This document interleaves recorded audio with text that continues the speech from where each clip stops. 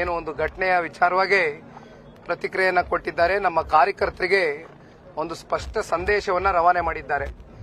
ಯಾವುದೇ ಕಾರಣಕ್ಕೂ ಭಾರತ ದೇಶದ ಗೌರವಾನ್ವಿತ ಪ್ರಧಾನಮಂತ್ರಿಗಳು ಶ್ರೀ ನರೇಂದ್ರ ಮೋದಿಜಿಯವರು ಮತ್ತೆ ನಮ್ಮ ಮಾಜಿ ಪ್ರಧಾನಮಂತ್ರಿಗಳಾಗಿರ್ತಕ್ಕಂಥ ದೇವೇಗೌಡರು ಸಾಹೇಬರ ಒಂದು ಸಂಬಂಧ ಯಾವ ರೀತಿ ಗೌರವಯುತವಾಗಿ ಇವತ್ತು ದೇವೇಗೌಡರು ಸಾಹೇಬರನ್ನ ದೇಶದ ಪ್ರಧಾನಮಂತ್ರಿಗಳು ಕಾಣ್ತಾರೆ, ಇವೆಲ್ಲವನ್ನೂ ಕೂಡ ನಾವು ಗಮನದಲ್ಲಿಟ್ಟುಕೊಂಡು ಯಾವುದೇ ಕಾರಣಕ್ಕೂ ಬೇರೆ ಬೇರೆ ರೀತಿಯಾದಂಥ ಘಟನೆಗಳಿಗೆ ಅವಕಾಶವನ್ನು ಕೊಡ್ದಿರಾ, ಉದ್ವೇಗಕ್ಕೆ ಒಳಗಾಗ್ದಿರಾ ಅತ್ಯಂತ ತಾಳ್ಮೆಯಿಂದ ಸಮಾಧಾನಕರವಾಗಿ ವರ್ತನೆಯನ್ನ ಮಾಡಬೇಕು. ಯಾರೇ ಕಿಡಿಗೇಡಿಗಳು ಯಾವುದೇ ಬೇರೆ ಬೇರೆ ದುರುದ್ದೇಶ ಇಟ್ಕೊಂಡು ಏನೇ ನಿಮಗೆ ಮನಸ್ಸಿಗೆ ನೋವು ಕೊಟ್ಟರು ಕೂಡ ಕಾರ್ಯಕರ್ತರಲ್ಲಿ ನಮ್ಮ ನಾಯಕರಾದಂಥ ಕುಮಾರಣ್ಣವರು ಯಾವುದೇ ಕಾರಣಕ್ಕೂ ಈ ಪಾದಯಾತ್ರೆ ಅತ್ಯಂತ ಆರೋಗ್ಯಕರವಾಗಿ ಸಾಗುತ್ತಾ ಇದೆ.